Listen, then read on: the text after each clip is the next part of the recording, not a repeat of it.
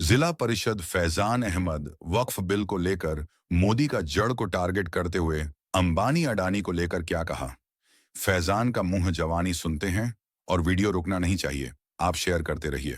यकीनी तौर पर जब ये कारवां चली थी लग नहीं रहा था कि इतने सारे लोग एक साथ जुड़ जाएंगे, लेकिन अभी पूटिया की सरजमीन से ये मालूम चल रहा है कि यकीनी तौर पर हम लोगों ने जो 5 लाख भीड़ इकट्ठा करने का सोचा है, हमें तो ऐसा लग रहा है कि 10-15 लाख की भीड़ होने की संभावना है। नौजवान साथियों, जिस तरीके से आप लोगों के अंदर उमंग और जोश है, यकीनी तौर पर हिंदुस्तान के अलग अलग फिरका परस्त ताकतों के लोग आज एक मुसलमान धर्म को, मुसलमान समाज को डराने में लगे हुए हैं। इनको ये मालूम नहीं है कि नन्हे मुन्ने खून की नदियों से डरने वाले मुसलमान नहीं हैं। इनका इतिहास पढ़ने की ज़रूरत है कि जब भी दबा है तब उससे ज़्यादा उभरने की ताकत इनमें आई है। मुसलमानों को बहुत हल्के में आंकने की ज़रूरत नहीं है। आपको दुनिया के अलग अलग खित्तों में, अलग अलग नक्शों में मुसलमान की ताकतों को देखने की ज़रूरत है। नौजवान साथियों, मैं आपके सामने बस एक छोटा सा आग्रह करूंगा कि जिस तरीके से बिहार सरकार के एक बड़बोले मंत्री ने बयान दिया है कि अगर इसको वक्फ कानून के खिलाफ सड़कों पर उतरने की हिमाकत किया तो उसके ऊपर देशद्रोह का कानून लगाकर उनको जेलों में भर दिया जाएगा, तो यकीन जानिए 40 करोड़ मुसलमानों को आप जेल में नहीं भर सकते हैं। 40 करोड़ मुसलमानों को जेल में भरने के लिए दुनिया की कोई भी जेल इतनी बड़ी नहीं है जिसमें आप भर सकते हैं। और ये कौम मुर्दा कौम नहीं है। आपको मालूम होनी चाहिए कि आप किस कौम से बात कर रहे हैं।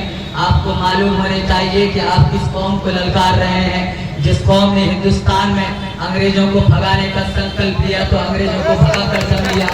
जिस कौम के लोगों ने सपना संजोया कि हमने ईस्ट इंडिया कंपनी को यहाँ से उखाड़ फेंकना है, तो उन्होंने उखाड़ कर फेंकने की हिम्मत की।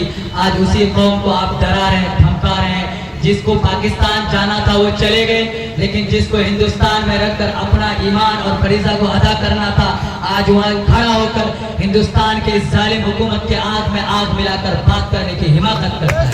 नौजवान साथियों, इसी तरीके से हमने जिस तरीके से किशनगंज में 20 तारीख को एक धरना का इनेकाद किया है, सभी पार्टियों के लोग मौजूद रहेंगे, चाहे कांग्रेस के हो या आरजेडी के हो या तृणमूल कांग्रेस हो या कम्युनिस्ट के लोग हो या किसी भी बिरादरी के जो मिल्ली तंजीमें उनके लोग हो, उनके सभी लोग जमा होंगे और 20 तारीख को ये बताने की हम लोग हिम्मत करेंगे कि हम लोग मुसलमान हैं, बाद में शेरशाहवादी हैं, बाद में देवबंदी है, बाद में बरेली है, ये सारी चीजें बाद में है। जहाँ पर नाम अकबर का आएगा, जहाँ पर नाम फैजल का आएगा, जहाँ पर नाम फैसल का आएगा, जहाँ पर नाम फारूक का आएगा, जब वो लोग मुसलमान हम लोगों को मानते हैं तो हम मुसलमान एक हैं और किशनगंज के मुसलमान एक होकर उस दिन बताने की कोशिश करें। नौजवान साथियों, आप लोगों के अंदर ये हिम्मत होनी चाहिए कि हम अगर जिस भी मजलिस में बात करते हैं, लोगों ने हमेशा ये बताने की कोशिश किया प्रशासन के लोग हमारे भाई हैं, वो हमारे दुश्मन नहीं है। हमारी लड़ाई प्रशासन से नहीं है, हमारी लड़ाई हिंदुस्तान के इस फासिस्ट हुकूमत से है कि वो जो हमको डराना चाह रही है। यहाँ की जो भी हुकूमत से लोग हैं, जो प्रशासन के लोग हैं, वो ये मानते हैं कि ये लोग हमें चैलेंज करते हैं। नहीं, प्रशासन के जो हिंदू भाई हैं वो हमारे भाई हैं। जो हिंदू भाई हमारे यहाँ दुकान कर रहे हैं, जो हिंदू भाई यहाँ पर हमारा साथ दे रहे हैं, वो हमारा भाई है। उनके खिलाफ हमारी लड़ाई बिल्कुल भी नहीं है।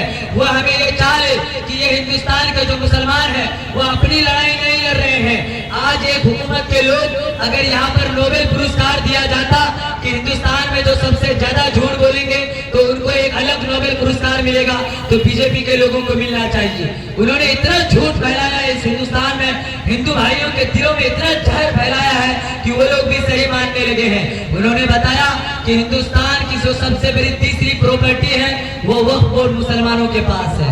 भाइयों, आपको मालूम होनी चाहिए हिंदू इंटरमेंट जो वक्फ जो बिल ये है, बोर्ड है, उनके पास तो सिर्फ आंध्र प्रदेश और एक ये है, वही 2 जगह में सबसे ज्यादा जमीनें हैं। सिर्फ मुसलमानों की जमीनों को हड़पने के लिए आप क्यों आगे आ रहे हैं? ये हिंदू भाई लोग नहीं हड़पने के लिए आ रहे हैं। ये जो मोदी हुकूमत है, उनके जो मोदी, ये अडानी और तो आप लोग भी बोलिए, हम अकेले बोल के मानहानि का केस थोड़ा ना लड़ेंगे भाई। कौन है एक और दूसरा कौन है? अडानी। देखिए यहाँ के लोग बोल रहे हैं कि एक अडानी है और एक अंबानी है, इनको जमीन लेकर देना चाह रहे हैं। इनको खुद मालूम होना चाहिए कि वो वक्फ की जायदाद पर अंबानी भाई की जो सबसे बड़ी बिल्डिंग बनी हुई है वो मुसलमानों की जमीन है कि नहीं? इसी को बचाने के लिए वो मुसलमानों के आंखों में धूल झोंक रहे हैं। आज मुसलमानों की बारी है, कल क्रिश्चियन की बारी होगी, फिर कोई बौद्ध की बारी होगी। अल्पसंख्यक दलितों को वो हिंदू नहीं मान रहे। दलित भाई ये कान खोल करके सुन ले, जब वो किसी मंदिर में पूजा करने के लिए जाते हैं तो मंदिरों को धोया जाता है, तो वो तो हिंदुओं को भी हिंदू नहीं मान रहे हैं, मुसलमानों को हक दिलाने के लिए चल रहे हैं। ऐसा बिल्कुल भी नहीं होगा। नौजवान साथियों, हम में हिम्मत है, जो जिसको भी जहां प्रोटेस्ट करने की जरूरत पड़े आप एक इंफॉर्मेशन दीजिए उस थाना के अधीन, और आप लोग अपने लोगों को जगाइए। सबके तबके को जगाने की जरूरत है और 20 तारीख को चलने की जरूरत है। हमारी बातों से मुसलमान भाइयों को तो ठेस नहीं पहुंची होगी, अगर कोई हिंदू भाई को ठेस पहुंची होगी तो माफी का तलबगार। अस्सलाम वालेकुम।